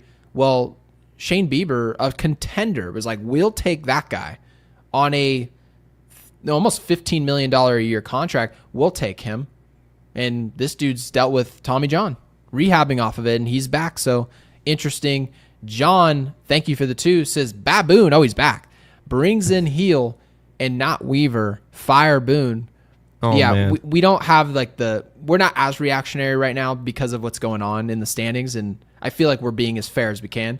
The move to bring in Hill, technically speaking, Hill's main job is to keep the ball on the ground. It's job number 1. Jake, you bring up this number all the time, is hard contact rate, right?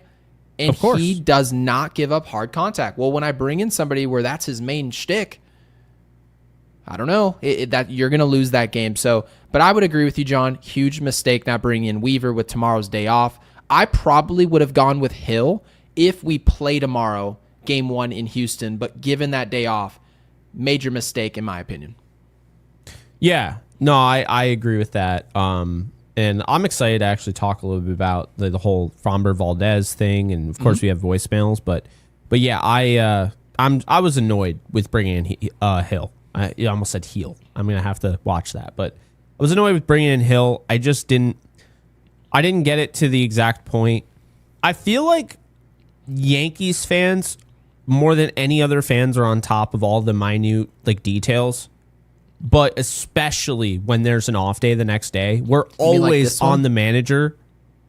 Like Les Rose knowing who the IKF was claimed off waivers from Toronto, which is exactly true. Did you know that? I did not. This goes to show you just how tapped in Yankees fans are. So, Les, we really appreciate you getting involved in the live chat. Yeah. Always reading those, so thank you guys.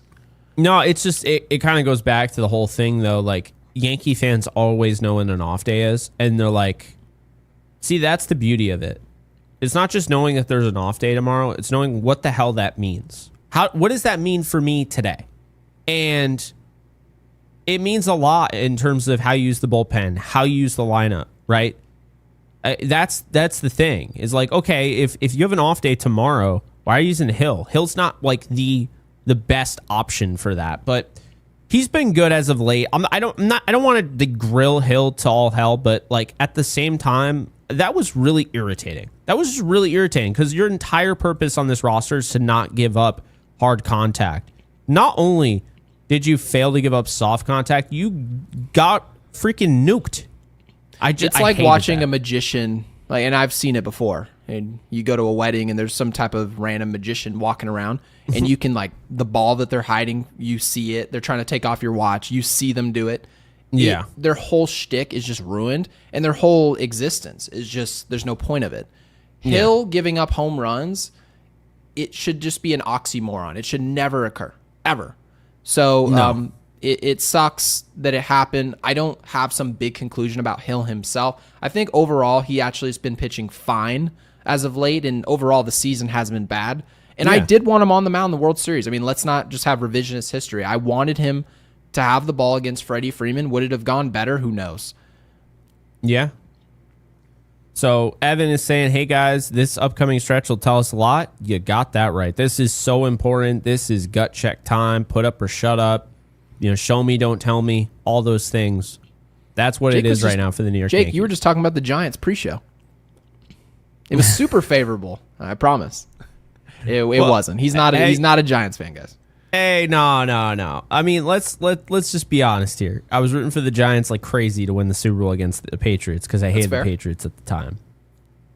But there have been times where it's like this all started with the whole Ronald Torreyes thing, and that was started because of Mike Tauchman. Because there's still Yankee fans out there that think like Mike Tauchman is like God's gift.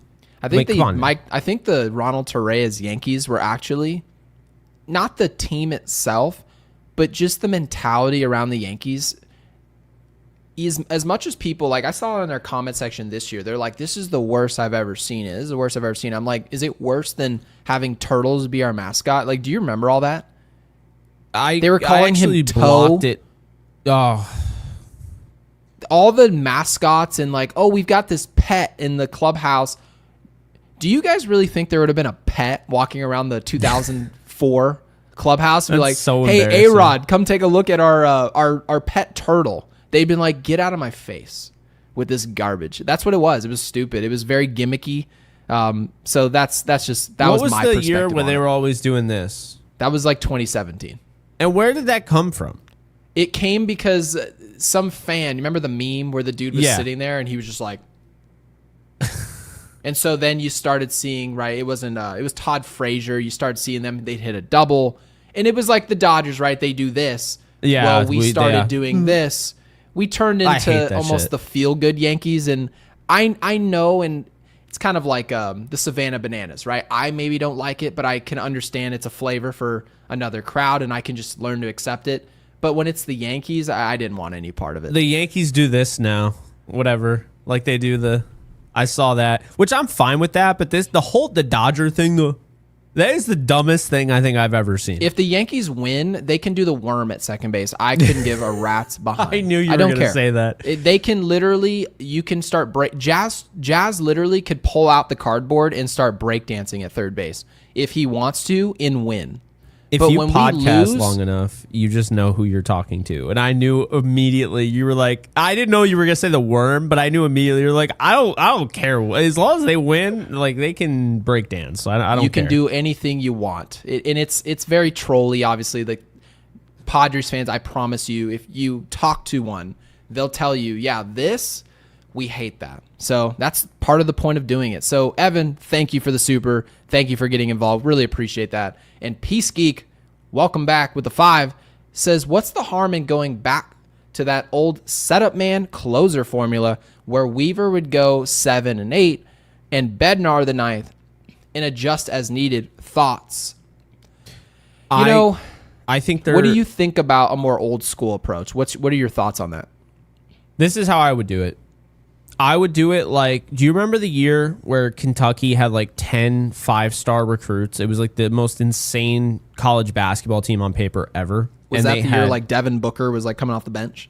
Yeah, Devin Booker. They had shifts. So they had like the first team offense, the first team 5. Yeah, and they're running like a hockey 5. team. They're like, hey, Book, you're the 7th man. Go. Yeah, like Willie Cauley-Stein, you're our 12th man. Look, Boogie Cousins. They had two future all-stars starting. They were ridiculous. They were so deep.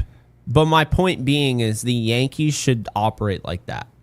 7th, 8th, 9th, you should have shifts. So like I would have a shift of, you'd have your A team.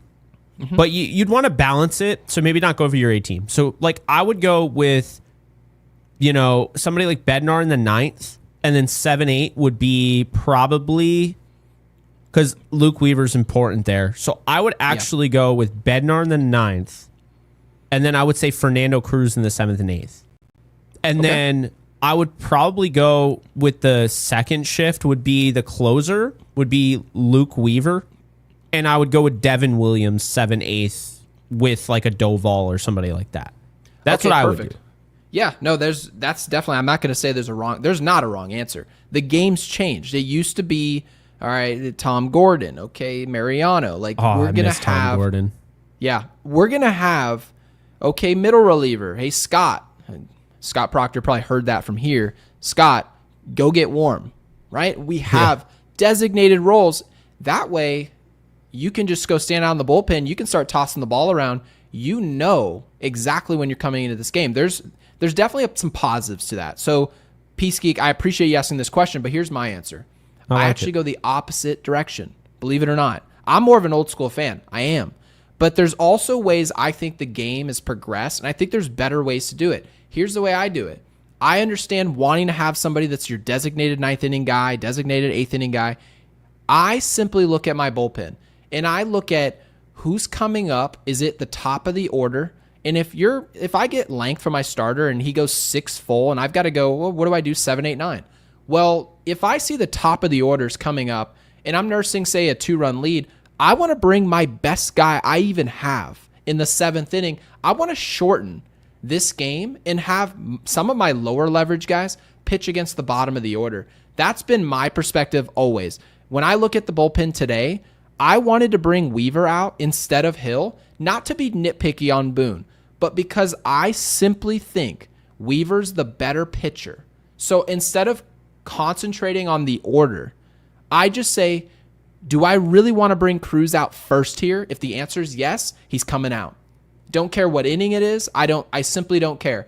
Give me the most length I can get out of a starting pitcher. From there, I bring out pitchers in order of how much I want them and who they'll be facing. So that's been my perspective on it. It's a different way to look at it. And it sometimes can look at where you might end up having, I don't know, guys, like you might end up seeing a Devin Williams pitch the 9th inning of a game, whereas a lot of you would say, I don't want to see that. But Devin Williams may be teed up to pitch against the 6, 7, 8 hitters of a lineup. That's sort of what I'm trying to do.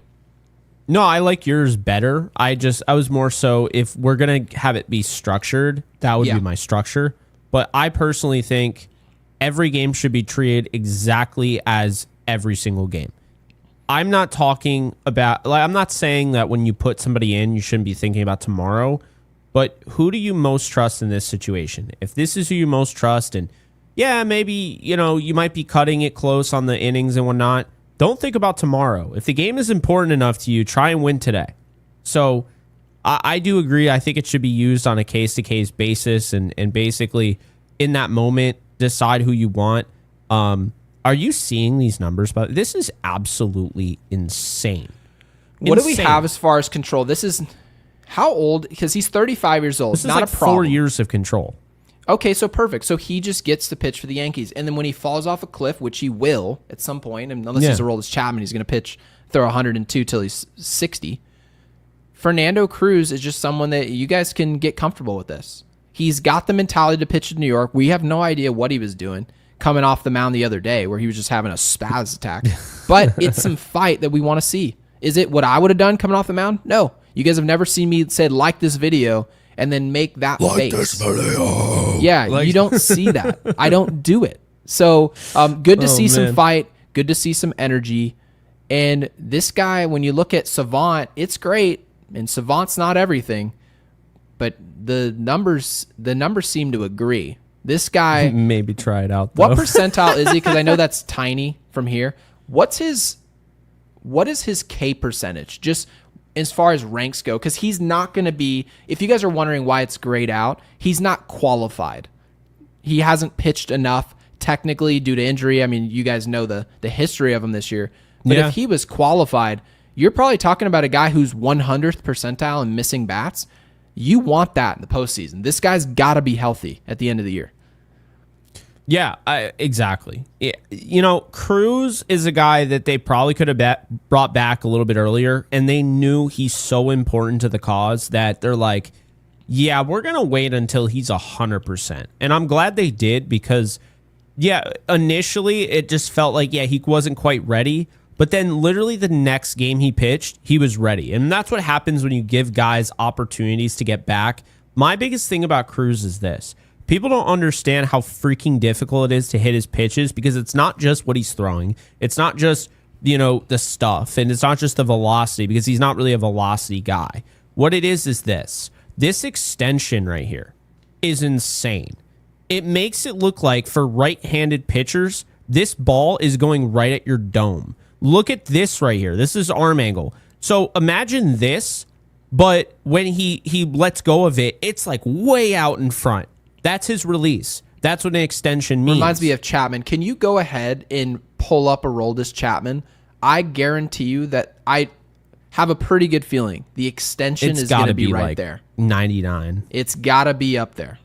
Yeah, there 97. 97th percentile. So if you guys want to know why is one guy's 102 and 103, why is it seems like dudes aren't swinging until it's in the glove for a Chapman, but then they'll go face, I don't know, some days you'll see a pitcher throwing 101, like you'll watch Suarez for San Diego, where he looks great for 2 weeks in a row, and then all of a sudden you see someone turn around his fastball and you're like, how did that happen? The difference is the extension. When you are extending the ball closer to the mound, closer to home plate and you're releasing the ball, it makes a difference. So very interesting stuff. I still have no idea how Aroldis Chapman's... He has an argument for being the best fastball pitcher of all time. He was throwing 105 when he first got to the big leagues. And he is 37 years old, and he threw a pitch the other day, 104. It's crazy to me because these guys, and I remember it like it was yesterday when I was playing Babe Ruth and I was playing travel ball, and it's like the arm angle matters, Gary. There's like this kind of if there's a deception in travel ball, what the hell is the deception going to look like in the majors? And that's the thing, is that when you have an arm angle that looks like you are throwing right at me, that's in my head. And guys see that.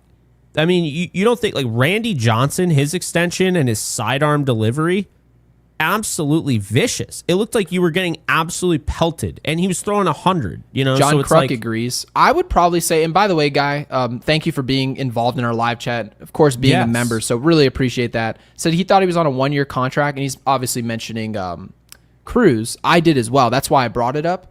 But I feel like we're a little bit behind on the Savant thing.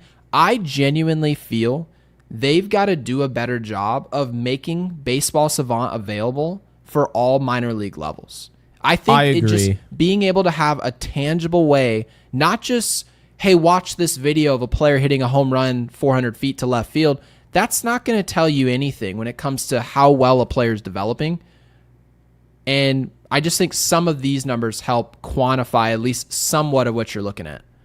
Yeah, like I said, get ready to know Fernando Cruz because... so he's going into arbitration. So that's interesting. So he's going to get a major pay raise here. He is, obviously, from $785K. But at the same time, how big is that pay raise going to be? Because when you look at his numbers, like he's on track to do pretty much what he did last year. If he had the innings pitched, strikeout-wise. But he did miss a bunch of games. So... that is something that I think will be factored in, but at the same time, he was outstanding today, or he's outstanding in general when he's been healthy. So I don't know. I mean, do you think it's 8? Do you think it's 10? I don't think it goes that high, but I think maybe 5, 6. One thing I do want to say about Cruz real quick, I would love to have him back. I think the mentality is really good, but who it reminds me actually a lot of? Wandy Peralta. Because Wandy Peralta was really good for us. He's not the same pitcher. He's obviously totally different. One's like a sinker ball lefty. Great changeup. But the point that I'm making here is Wandy Peralta left New York on a high note. He was pitching well. And they just got rid of him anyway. The Yankees may look at this, and I'm not telling you what they will do. They may say, well, that guy's going to be 36. We can do it again with somebody else. I'm not going to tell you. It would be very dumb of them to do. But Jake, if you remember, I was telling you, I was expecting Wandy Peralta back with the Yankees. I was shocked that he didn't pitch. Now, again, if you look at it in hindsight, you know how they got Wandy Peralta? Well. What? Mike Tauchman. Exactly. So some of these guys could be Mike Tauchman. Like, you could have a situation where a guy's just really good for a year and he's not good the next year. So I'm telling you, I do believe the Yankees are going to, you can't call it a marriage, but they're going to go into arbitration with Cruz. He's probably going to get anywhere from $5 to $8 million. It's going to be a big raise. And based on the way he pitches, multi-inning, I pay that any day of the week. Oh, yeah. No, you pay this guy. Yeah, again, just a reminder, y'all. This is who we're talking about. You pay this guy. You just do. Oh, Peace Geek, welcome aboard. Thank Yankees you, Unloaded Geek. membership. Jake, Second deck, welcome in. Peace Where Geek. Ben Rice hits him. Yes. Really appreciate it, Peace Geek. Welcome aboard. You will not regret it. So thank you for being here. Really appreciate it. And yeah, so Guy is just clarifying a little bit in the chat. He's saying that's what I was saying. He only had a 1-year contract. That is technically true. Technically, we've still got to go into arbitration, all those hearings. It's going to be a nightmare, but they'll get it figured out. Hopefully, they'll be on the other side. And Evan, Jake's favorite Giants fan with the 2, said, should Cruz have been our closer in April and May?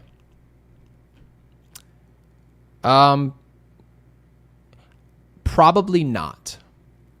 I was a full, I'm not going to act like I didn't want Devin Williams closing games.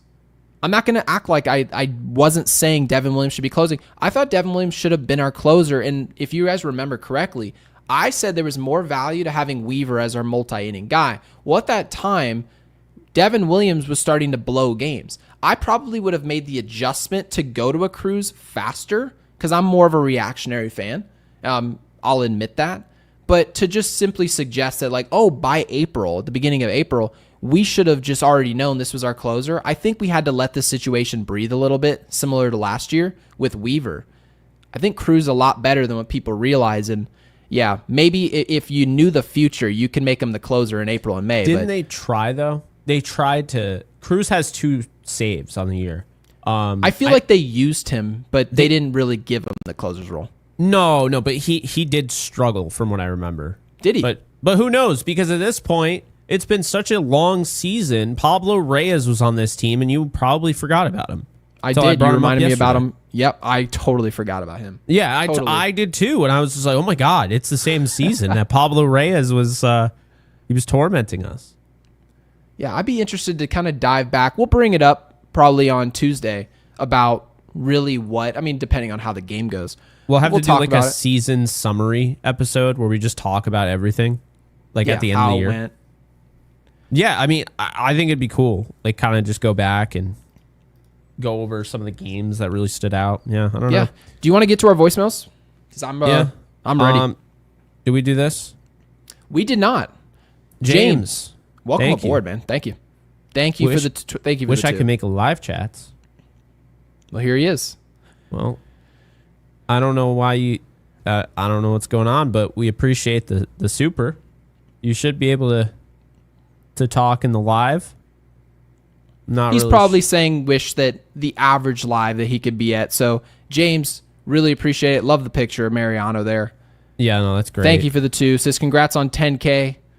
Yeah, you guys, thank you for all the messages. I tried to respond to as many as possible. There were a lot of them. So, Again, thank you for that. And obviously all the supers congratulating us. So, yeah, we love having you guys in the live chat. It makes the environment much better, much more enjoyable to be a host of a show.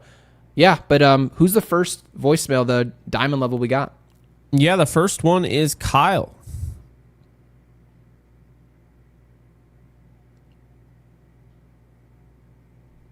All right. Hold on one sec. There we go. Hey, Jake and Gary. This is Tom Malay. Well, that sucked.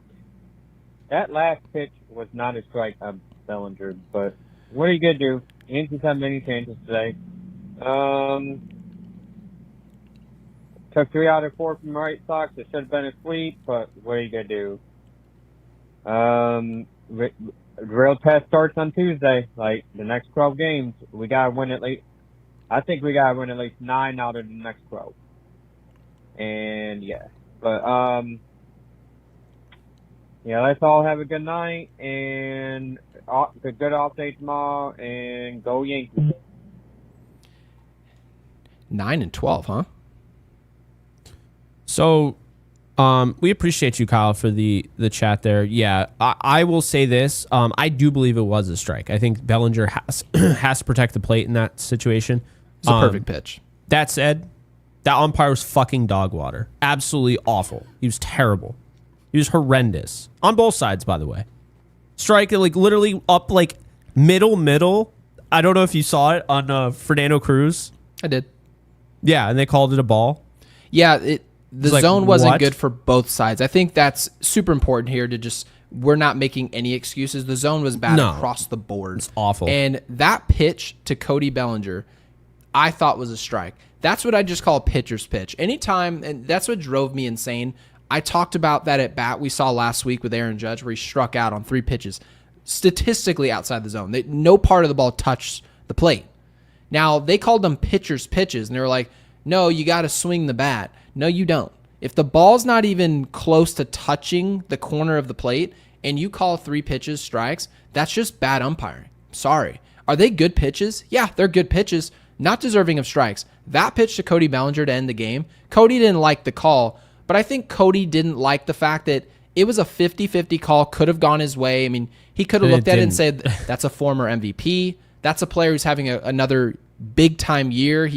It's Cody Bellinger. That call could have gone his way, and maybe the game goes our way because of that call going differently. But you're not going to look at, in hindsight, a call where the ball actually did nip the strike zone. It was a 97-mile-an-hour sinker at the top of the zone. Is it a good pitch to hit? No. But Jake, as you put, I thought you put it beautifully. You got to be hacking at least to fight that pitch off and see a better pitch. And it's easy to say that in hindsight, but by no means are we going to show up on this podcast and be like, oh, I can't believe you called that. It was a strike. Yeah, no, I mean, and then of course, anytime it happens with Judge, no one knows how to call a strike or a ball to Aaron Judge. So, yeah, I thought the umpires were terrible on both sides, though, because I mean, there was one where one of the White Sox players got punched out on one that was like favorable to the Yankees, and I think really just I'm so over umpires. I hate them. I want them all to go away. Yeah. Because I don't know. Everyone goes and does their job, but the umpire behind the thing. And then again, just this idea where they have this kind of like, I'm 8 feet tall and bulletproof just because I'm an umpire. It's like, shut up. Yeah, it's very like motorcycle copy. It's like, relax. Dude, it really is. And no motorcycle cop is pulling you over and not giving you a ticket. You're never getting out. That's the rule of thumb. You're never getting out of a ticket if it's a motorcycle cop. It will never not happen. Happening. Nope. No, it's never happened ever. They're hiding behind a wall on a freeway. So you're not getting away. No. And by the way, I'm glad this chat. So thank you for being involved in our live. We really appreciate you being here. Thank you. Saying you can't wait for the ABS. And this is obviously the automated balls and strikes where you get to tap your helmet, and it's a challenge system, very similar to like the NFL. And I will say, guys, ABS doesn't mean, I should say this. The challenge system isn't going to alleviate this problem we saw today, right? This problem we saw, Cody Bellinger would have said, hey, I want to see that call. He would have done it if it was available. And they would have said, nope, you're out. And then there would have been something less to talk about post-game. They would have been forced to talk about their performance rather than a call. But yeah, fully automated strike zone, I mean, they're going to have to really dial that in and make sure it's 100% correct. It's going to have to do a better job of adapting to the size of the hitter, all types of stuff. So you don't want some pitch. I don't know. I just think some of the human element keeps the integrity of the game as far as like, well, that pitch just wasn't a strike. I don't know. I don't know, Jake. I just feel like the human element, there's some positives to it, but sometimes when you get into big games, you just don't want the human side of it to get in the way and just become the conversation. Because could you imagine if all of what we've done, we did a podcast after every single episode. Next year, we're going to do it for all games in spring training, even before that, winter meetings. Over 200 shows we're likely to do in 2026, all for us to get into the postseason and have some random guy who's been assigned to do his absolute best, go stand in the corner and have a macho approach of thinking he's perfect. I don't think it works. So, yeah, I won't blame the umpires for that call, but overall today, it was to be desired. Not a good day. Your favorite guy ever. Oh, Laz Diaz? Well, they're unionized. Laz Diaz can't lose his job. He could literally fall asleep on the job. He's not, and unions are good for some businesses, not for MLB umpires. These guys are highly paid to be exceptional at their job. Some of them are very good, by the way. I've looked at all of the reports. Some of them are just... The best one got suspended for some reason. I forget what it was, but... Some of them have 98, 99% hit rates on the strike zone. That's incredible. It's incredible. And then some of them are down in the low 90s. That's not good. No, you need to go away. It's a huge difference between missing a tenth of the calls. That can't happen. You should just go right to the gulag. Like if you have a 9, I saw the other day it was like an 81%. I'm like, oh, so you just didn't give a shit. You were back there eating potato chips, not caring. There's no way anybody gets an 81% actually. Like, keep in mind there is a extensive training portion of being an umpire. Like, you are trained. There are things that you can't just be like, yeah, I'll take the umpire job. It doesn't work that way. They're not gonna have like Joe Schmo back there smoking a doobie. Like, you have to actually be trained to be an umpire. That's what pisses me off, because what happens is they're trained, and it's like, bro, think about this, right? What do they call the worst graded graduate from medical school? A doctor, right? Yep. That's what they call them. And it's like, just when, like, all you have to do is get through, and then it's like with the umpires, because obviously you would get fired if you were a bad doctor. You would get fired if you were a bad cop, like really bad. Or there would be a lawsuit, something. Yeah. Like, if you just umpires totally are just screw up like, the job, come on. I already passed the qualifying thing. I'm good. And most of the time, it's they like, don't even admit they missed it. They'll just. Yeah, I wish no. there had to be a mandatory press conference where we had to go out there and Joe West had to get up there and say, "Yeah, I was just turkey water that whole game, really, really bad." I would like to see more ownership because they're not good. So the last one here, last super audio chat. Hey, how you doing? Game just ended. Not a good feeling at all. Bit worried. I think it's a bad sign going into the Houston game series. You know, I don't understand why they didn't pinch hit Wells for Goldie there. I mean, it makes no sense. I know Wells hasn't been killing the ball, but he's been hitting the ball a little bit lately, and, you know, I think there's something there. I mean, I don't know. To me, it's the right move. It's the last inning. You're down by a run. Let's go. I mean, I don't know. I thought they should have put Dominguez in to get the steal, but then, you know, Trent got there to second base. So that made that irrelevant. Concerning, we faced two good starters in Smith and Perez. And, you know, it just seems like, you know, we're going to definitely get more of the same in the next 12 games. I mean, they're going to be tight games. You're not always going to be able to win by a homer. I have some doubts. I mean, what are we going to do? I mean, we just have to see how it plays out, but hopefully we're not shaking our head, you know, most of the way through this series once again. Today was a total shutdown, and it just takes not much to turn off the heat for the Yankee team and send them back to Mediocreville. So I love Mediocreville. Hoping for the best, but fingers crossed. All right. Thanks, Guy. That was a good one. It's funny, like I'd push back, like I don't have that tone right now. It feels like, oh, this is a bad sign going to Houston. Totally understand why people feel that way. The Yankees haven't given you any reason not to feel that way. I guess I'm just being a little optimistic. But the Goldie thing, the Yankees have to understand, and this is how I want to like wrap this. The Yankees have to understand that Paul Goldschmidt is nothing more than a platoon bat at this point. Okay? Like, that's it. Paul Goldschmidt is nothing more than a platoon bat right now. That's what he is. And Aaron Boone was trying to talk himself into believing he was something more. Well, today he proved he wasn't. And I think the only game, like he had that one game where he played, I think wasn't against like St. Louis, that last game in St. Louis. He was, righty, whatever, against he was righty. good. He like squirted a ball the other way. It was, but he was also playing against St. Louis. He had a little bit more motivation, if you will, right? He doesn't normally hit like that. So I thought it was an outlier performance. Yeah, I totally agree. Whether it was Wells, whether it was Jason Dominguez, and honestly, I kind of agree with Guy. I think I would have gone with Wells now looking at it, because at that point I pulled in the up game, the numbers, by the way, of those two players between Wells and Dominguez. Go ahead, and then I'm gonna read off the splits of Wells and Dominguez of late.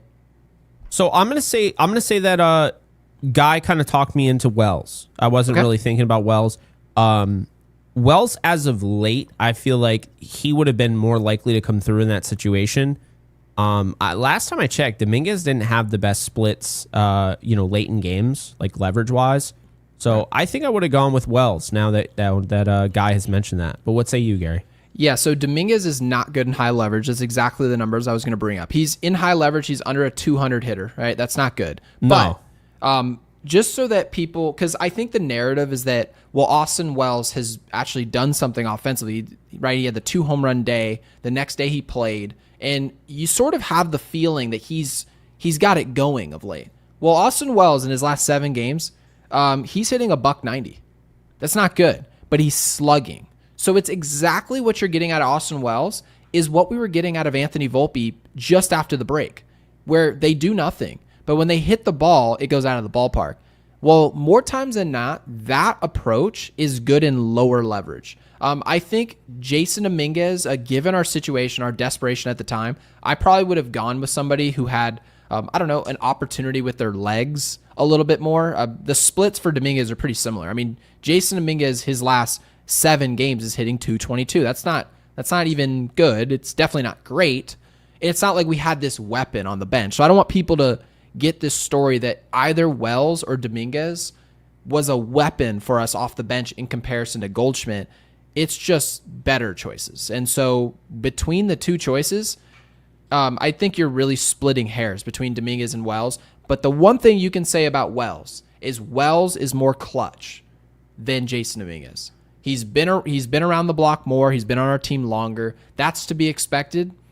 I think the choice, I may have gone at the time, because I'm not going to say what I would have done was right. I would go with Austin Wells, having now peeled back all the numbers, looking at what he's done. Austin Wells gave us the best opportunity to win that game. And if they had 2 hours maybe to dissect what the choice they'd make, maybe they would have gone something else. No, I agree with that. And you know what? I kind of feel like Austin Wells probably would have flown out to the track. So it's kind of the same thing that happened. But I like the idea of putting guys in the best position to succeed. I like the idea of a manager that is known for sometimes overdoing it with his pinch hitting and all of that, to just kind of sit on his hands at the end of this game was really surprising. And he's done that a few times where I just didn't agree with it. And normally this guy does too much. But yeah, I will say this to wrap it up. Agree, guy. Yeah, I will say this to wrap it up. The Yankees are so much better of a team than they were earlier in the year. What I mean by that is just on paper. You look at who they have on their bench now. They have all these options. They didn't have that at the beginning of the year. It was Peraza, and it was Pablo Reyes, and it was JC Escarra, and that is it. They didn't have, like, Austin Slater's going to come back. He's going to give them a really good option against lefties. They didn't have a really good option against lefties, like a Rosario that can play all sorts of positions and such. They did not have a super utility guy, in the form of a Caballero. I love where they're at right now. And also Ben Rice is now catching. So it gives them more flexibility to have an extra guy on the roster, which I talked about yesterday. Yes. So really, if they just keep things up and they build on, don't get too down on this loss. It happens. Like I said, I mean, the Dodgers, got crushed by the Angels. They lost to the Rockies. I mean, it happens. But if the Yankees don't get too down on this and they're able to build off of, hey, what allowed us to get to this point? What allowed us to win those 7 games? If you start looking in the mirror and seeing, okay, we improved upon our fundamentals and, like that big gut check performance where we go to extra innings and we can't win on the road. We show that we can win on the road, and the 70% swing from Jazz and, hitting it opposite field, take what the defense gives us, not trying to hit home runs. And now the rotation is pitching well. I feel like the Yankees are so intertwined with the rotation. When the rotation's on, it feels like then the bats feel more confident. Then the bullpen starts to actually pitch well.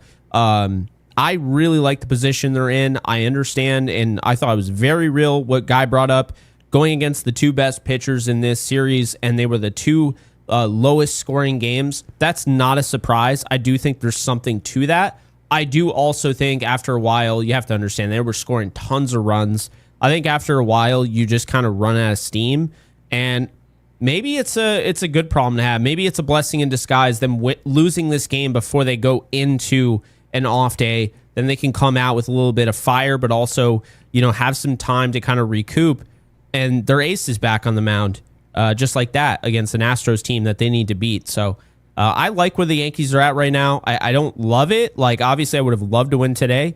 But we'll see what ends up happening. I think there are a lot of good things coming, and they have pretty much everyone back right now except for Yarbrough and Slater, but I expect them to be back within the next week. So they'll be fully healthy, and that's great. And I think sooner or later, probably within the next couple weeks, Judge will be back in the outfield, and we'll give even more opportunities for them to have some creativity.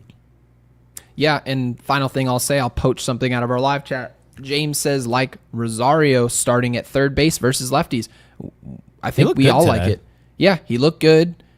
I think it's the play Tuesday. I think it's you just go back to the well. No reason to see those McMahon at bats against a Valdez. That's just a pointless venture. It's not going to work. It's not. Go to this. There's logic behind it, and I'm going to put faith in that they do. I'm not just going to act like they just flipped a coin and did the right thing today at third base. So let's see what they do Tuesday. Obviously, we're going to see what those lineups look like. We'll see some of you on Twitter obviously, in some of those conversations. Obviously, if you guys want to join our Discord, we would love for you to do that. We talk baseball there as well. Jake, what do we want them to throw in the comment section before the day off? Ooh, good question. How about let's see here. All right, let's do another prediction one. I like them. So the Yankees have 3 games against Houston, 3 games against Toronto, and 3 games against Detroit. So 9 games before the Red Sox. What record will the Yankees have? I'm going to go 6-3 going into Boston. Okay, I'll go 5-4, and it sounds like a bad thing. I don't think it is. No, that's positive. I'm taking a 5-4. I'm going to go 5-4 on that. So drop that in the comment section. If you haven't subscribed to Yankees Unloaded, please be sure to do that. I know we just passed 10,000 subscribers, so thank you guys for doing all that. Make sure before you go, you like this video. That's the main thing. And if you've got a hype button, hype it as well. Apple Podcast, drop a 5-star review. We would love that. Anything else, Jake? Just like it? That's it. Yeah, like the video. Like it. Thumbs up, and we'll see you guys soon. Enjoy the off day.